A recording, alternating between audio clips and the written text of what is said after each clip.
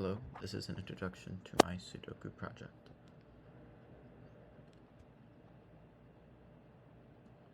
So, along with the necessary features for Sudoku, I've also implemented a few extra features.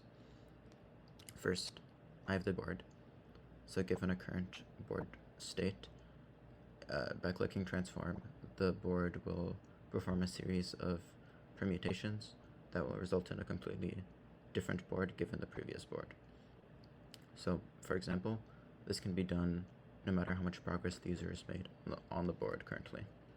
So if the user has solved, let's say 3, they can transform and it'll generate a new board based on the state of the board before the transformation. Additionally, I've also implemented a random board generator. So by clicking the random board generator and by selecting the difficulty you want, it generates a random board based on that difficulty.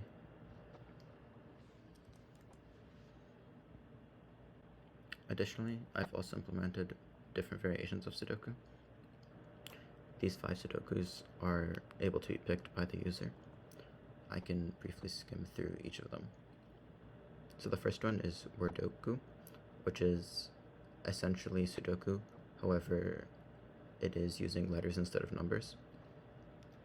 When solved, a random row or column will have a 9-letter word that will appear, and the same Sudoku rules apply. Sumdoku and multiplication doku are given regions, and Sumdoku is given a region, and within each of these regions, the sum of that region is given to the user. These regions are randomly generated,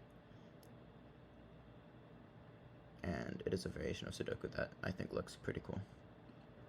Multiplication doku is the same, except it gives the user the multiplication of all the values in that region instead of the sum. The next one is xsums. This variation is a lot simpler. For example, these numbers on the outside represent the sum of the first n numbers in that row or column, where n is the first value in that row or column.